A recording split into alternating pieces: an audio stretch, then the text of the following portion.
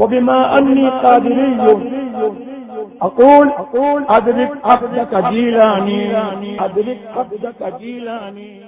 ہم میں سے کون ہے جس نے حضرت جبریل علیہ السلام کو خدا کے پاس سے وہی لا کر نبی کے دربار میں پیش کرتے ہوئے کس نے دیکھا ہے؟ ہم میں سے کون ہے جس نے دیکھا؟ ہم میں کون ہے جس نے وہ کنڈیشن دیکھی کہ جب حضرت جبریل وحی الہی لے کر آ رہے تھے، میرے مصطفیٰ جان رحمت پر جو کنڈیشن، جو کیفیت طاری تھی، ہم میں سے اس کیفیت کو کس نے دیکھا؟ کون ہے ہم میں جس نے حضرت جبریل کو خدا کا پیغام لاتے ہوئے دیکھا؟ ہم میں کون ہے؟ اتنے لوگ بیٹھے ہوئے ہیں، بتائیے وہ کون ہے کہ جس نے صرف محمد عربی کی ذات کے لیے اپنی جان، اپنی اولاد اور اپنی دولت کے کہانے کو کھول کر کے سب کچھ قربان کر دیا اور یہ کہا ہو کہ حق تو یہ ہے کہ حق ادا نہ ہوا؟ ہم میں سے کون ہے آئے میدان میں؟ آج ہمارا حال یہ ہے کہ اگر کوئی بدعقیدہ ہو گیا اور اپنا سگا رشتہ دار ہے، اپنا سگا بھائی ہے، اور اگر بدعقیدہ ہو گیا اور قاری جمال صاحب نے اور حضرت چشتی صاحب دامت ظلہ العالی اور ان علماء نے کہا وہ تمہارا بدعقیدہ رشتہ دار ہے، نبی کا گستاخ ہے، اسے دعوت مت دینا. کہتے ہیں حضرت کیا بتائیں، ہے تو فلاں عقیدے کا، ہے تو ایسا، لیکن کیا بتائیں وہ ہمارے ماموں کا سگے ماموں کا لڑکا ہے، وہ تو ہمارا چچا ہے، اس کو کیسے چھوڑ دیں؟ وہ ہمارا سگا بھائی ہے. حضرت وہ تو میرا داماد ہے، کیسے چھوڑ سکتا ہوں؟ کون ہے ہم میں کہ جس کے دل میں نبی کی محبت ایسی ہو؟ مگر خدا کی قسم حضرت امیر معاویہ وہ ہیں کہ ان کی بہن جن کا نام ام حبیبہ ہے پوری کائنات کے مومنوں کی ماں ہیں، رسول پاک کی زوجہ محترمہ ہیں، حضرت سفیان کی شہزادی ہیں، مصطفیٰ جان رحمت کی پیاری بیوی ہیں، ساری کائنات کے مومنوں کی ماں ہیں، امیر معاویہ کی سگی بہن ہے، ام حبیبہ نام ہے، مکے سے مدینے آ گئی ہیں، رسول پاک کے ساتھ مدینہ منورہ میں جلوہ گر ہو کر کے اپنے فیض و برکات سے مستفیض فرما رہی ہیں. آپ کے والد ابو سفیان ابھی میرے مصطفیٰ کے دشمن تھے، رسول پاک کے مخالف تھے، اور آئے کسی کام سے مکہ سے چل کر مدینہ طیبہ، اور سوچا کہ میری بیٹی ہے، ذرا اس بیٹی سے ملاقات کر لوں، ام حبیبہ کے پاس چلا جاؤں، ذرا ان سے خیریت معلوم کر لوں.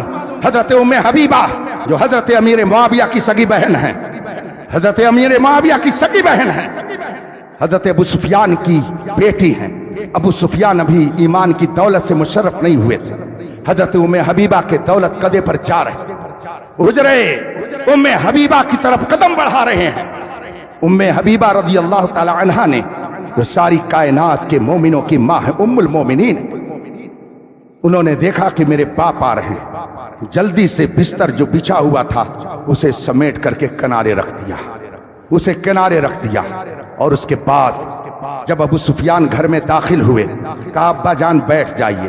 بیٹھے مگر ابو سفیان سے نہ رہا گیا اور فوراً انہوں نے پوچھ لیا بیٹی میں تو تیرا باپ ہوں، مکے سے چل کر کے آیا ہوں، عرب کا دستور تو یہ ہے کہ اگر بستر سمیٹ کر کے رکھا ہوا ہو اور کوئی عام مہمان آ جائے تو اس کے لیے بستر کو بچھا دیا جاتا ہے.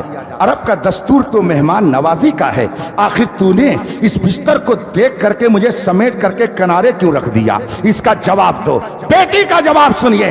آج جو لوگ اس طریقے کا تبرع کرتے ہیں سیدنا امیر معاویہ، میں خدا کی قسم کھا کے کہتا ہوں، چاہے وہ کسی خانقاہ کا ہو، چاہے وہ کسی درسگاہ کا ہو، چاہے وہ کسی عبادت گاہ کا ہو، چاہے وہ کسی ملک کا ہو، ہم کو اس سے مطلب نہیں ہے. ہمیں مصطفیٰ کا ارشاد سب سے پیارا ہے.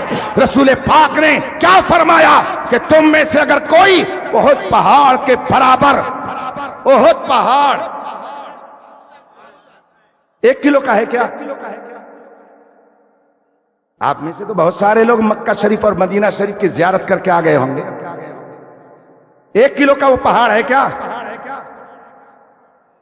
25 کلو کا ہے، 1 کنٹل کا ہے، 10 کنٹل کا ہے. بہت پہاڑ جس پر میرے مصطفیٰ ایک بار جلوہ گر ہوئے تھے تو وہ پہاڑ ہلنے لگا تھا. اور حضرت سید صاحب سے پوچھئے، چشتی صاحب سے پوچھئے، اور کئی بار آپ کے قاری جمال صدیقی صاحب ہو کر کے آ چکے ہیں، ان سے پوچھ لیجئے کہ کئے کلو مربع میل میں وہ پہاڑ ہے۔ اس پہاڑ پر میرے مصطفیٰ جلوہ گر ہوئے، ہلنے لگا۔ لوگ کہتے ہیں ہلنے لگا، اور میں کہتا ہوں جلوہ گری مصطفیٰ سے وہ جھومنے لگا کہ آج میرے گھر مصطفیٰ جان رحمت جلوہ گر ہوئے ہیں۔ سنا ہے آپ ہر عاشق کے گھر تشریف لاتے ہیں، میرے گھر میں بھی ہو جائے چراغا یا رسول اللہ۔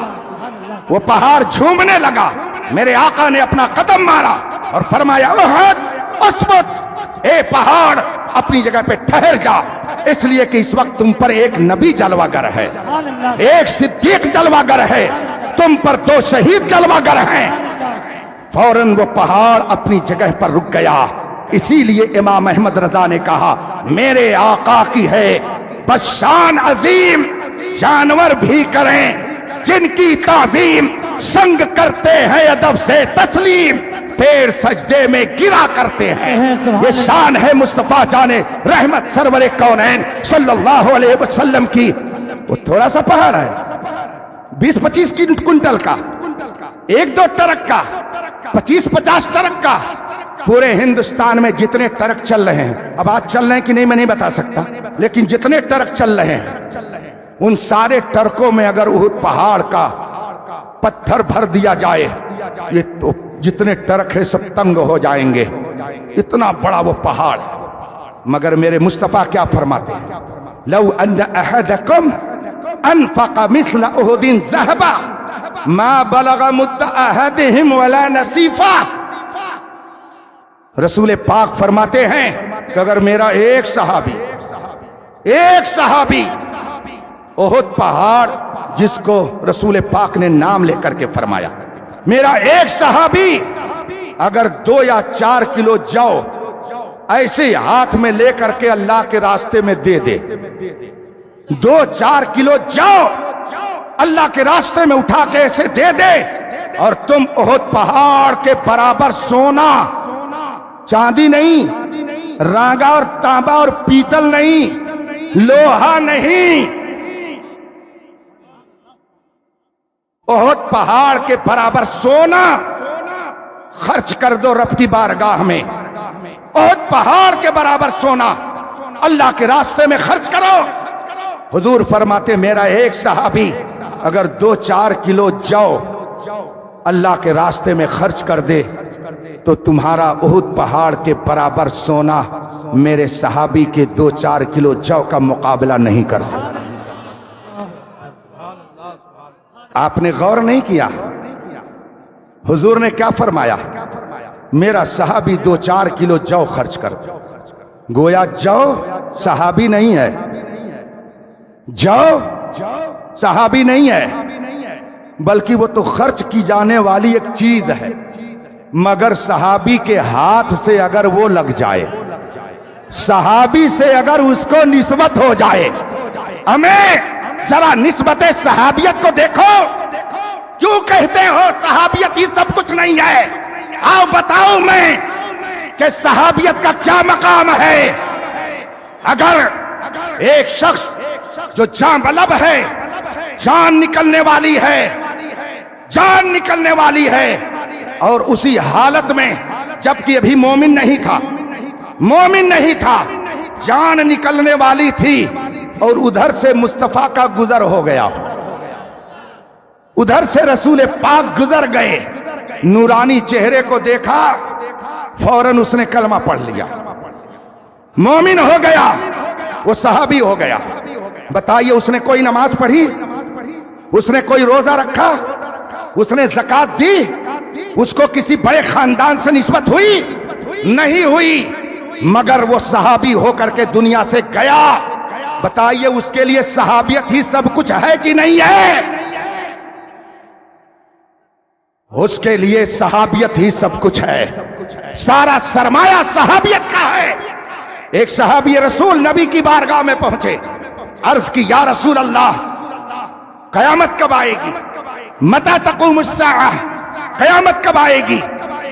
رسول پاک نے جب یہ سوال کیا، صحابی رسول نے عرض کی یا رسول اللہ مدخرت لها شیئا، میں نے रसूल पाक से जब उसने पूछा क़यामत कब आएगी, मेरे आका ने फरमाया तुमने क़यामत की तैयारी क्या की है, जरा बताओ तो। कितनी नमाजें पढ़ी, कितने रोजे रखे, कितनी नेकियां की। वो सहाबी रसूल थे, सुभान अल्लाह, कितना प्यारा जवाब दिया।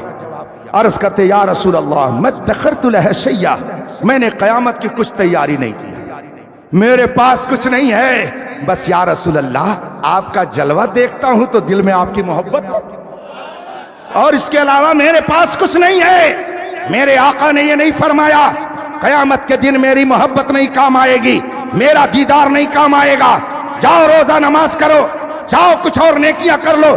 रसूल पाक फरमाते हैं अल मरउ मअ मन अहब्बा, आदमी दुनिया में जिससे मोहब्बत करेगा मैदान महशर में उसी के साथ उठाया जाएगा। ऐ मेरे सहाबी, अगर तुम मुझसे मोहब्बत करते हो घबराने की जरूरत नहीं है, मैदान महशर में मेरे ही झंडे तले उठाए जाओगे। तभी तो हम कहते हैं न ताअत पर, न तकवा पर, न ज़ुहद व इत्तिका पर है, हमारा नाज जो कुछ है मोहम्मद मुस्तफा पर है। हजरत उम्मे हबीबा ने जब देखा बिस्तर समेट करके रख दिया, अबू सुफियान ने कहा बेटी मैं तेरा बाप मक्के से चल करके आया, तुझसे मिलने के लिए मैं तेरे घर आ गया, अपने किसी काम से मदीने में आया हुआ था, मैंने सोचा मेरी बेटी है चल करके मैं उससे मुलाकात कर लूं, मेरी शहजादी मेरे दिल का टुकड़ा है, चल करके मैं उसकी खैरियत मालूम कर लूं, और तूने मुझे देख करके बिस्तर समेट दिया। यहां कितनों को मैं जानता हूं, सैयद साहब माफ फरमाएंगे, कितनों को मैं जानता हूं कि जो सैयद नहीं है सैयद लिखते हैं, और राफिजियों और वहाबियों के यहां उनकी रिश्तेदारी है, यह भी मैं जानता हूं। इसलिए सहाबा की शान में तबर्रा करने का मिजाज सुन्नियों को मत दीजिए, हम सुन्नी हैं, हमको सुन्नी रहने दीजिए। हम अगर किसी पीर को मानते हैं तो इसलिए कि हमें खुदा रसूल का रास्ता दिखाता है, हम किसी आलिम को अगर मानते हैं तो इसलिए कि हमें दीन की बातें बताता है, और जो हमें दुश्मनों की बात सिखाए हमें उससे कोई गरज नहीं है, हम तो उसके रास्ते पर चलेंगे जो हमें खुदा और रसूल का रास्ता दिखाता है। हजरत उम्मे हबीबा ने कितना प्यारा जवाब दिया, फरमाती हैं आप मेरे बाप हैं, इससे किसको इनकार है, आप बेशक मेरे बाप हैं और मैं आपकी बेटी हूं, इससे भी किसको इनकार है।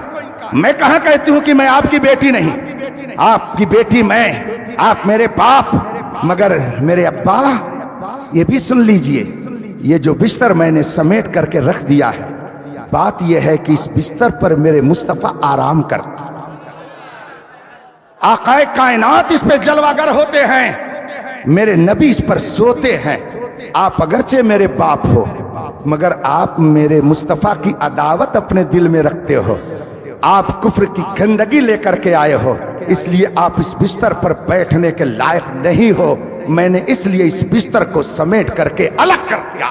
ला आप में से कौन है वो जो ये मिजाज पेश करे, वो अमीर माविया जिनके बारे में मेरे मुस्तफा ने फरमाया अल्लाहुम्मा अल्लिबहुल किताब वल हिसाब, रब्बे कदीर से दुआ की रसूल पाक ने, ए मौला तू मुआविया को हिसाब और किताब का यानी कुरान का इल्म अता कर दे। 1000 अकवाल पेश करूंगा सहाबा और ताबईन के, जिन्होंने हजरते अमीर माविया रजी अल्लाह ताला अन्हु के फज़ाइल व मनाकिब को जिक्र किया है अपनी किताबों के अंदर। झूठ बोलते हो स्टेज पर, कहते हो कि ताजुश शरिया ने फला तंजीम को इसीलिए काफिर कहा, ये झूठ है। मेरे ताजुश शरिया ने कभी इस तरह की बात नहीं कही।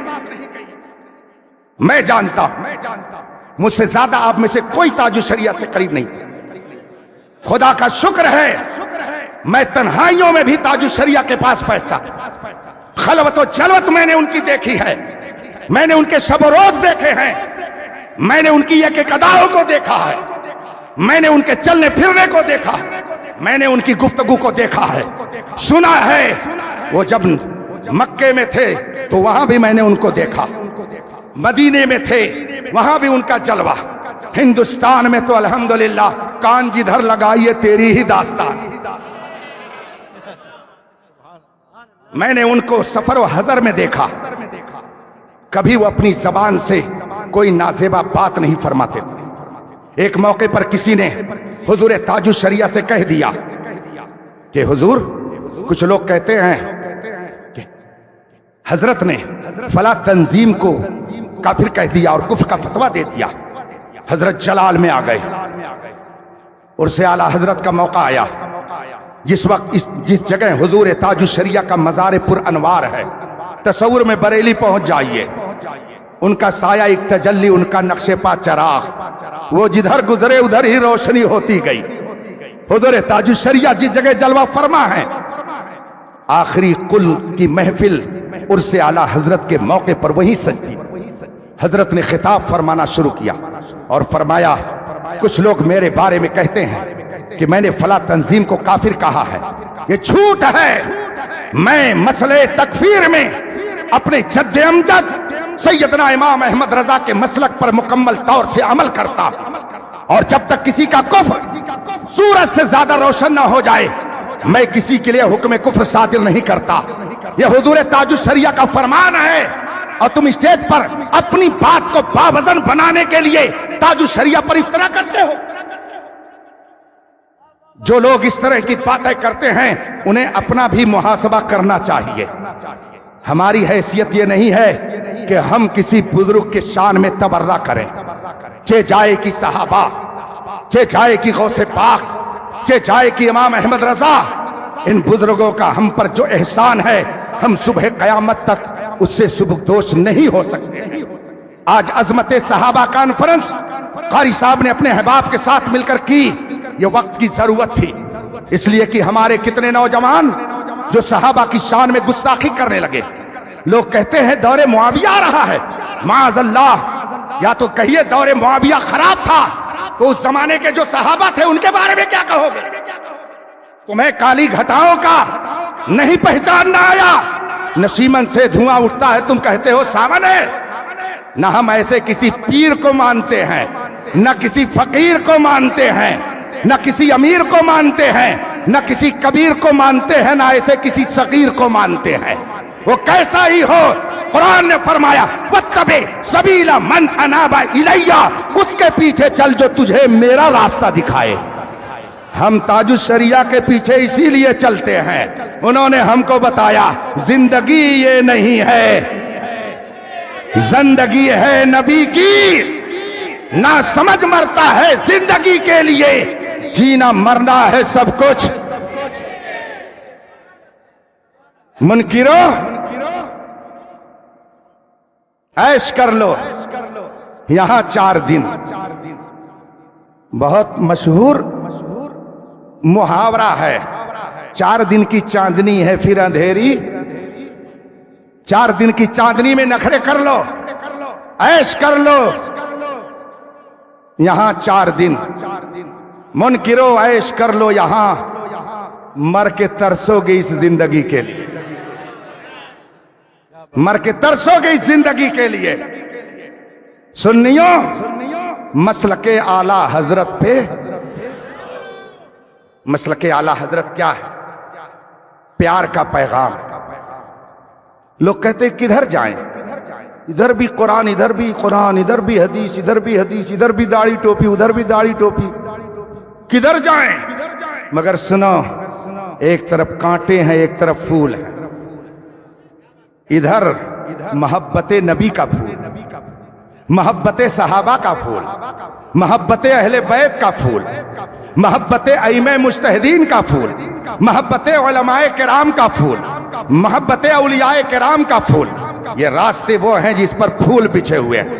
یہ ہے سنیوں کا راستہ، یہ ہے مسلک اعلیٰ حضرت. یہ وہ راستہ ہے جو ہمیں غوث و خواجہ تک پہنچاتا ہے. یہ وہ راستہ ہے جو ہمیں امام حسین تک پہنچاتا ہے. یہ ہے وہ راستہ جو ہمیں مدینہ پہنچاتا ہے. اور ایک طرف کانٹوں کا راستہ. کیا صحابہ کو مت مانو، نبی کو مت مانو؟ نبی تو بس گاؤں کے چودھری کی طرح ہیں.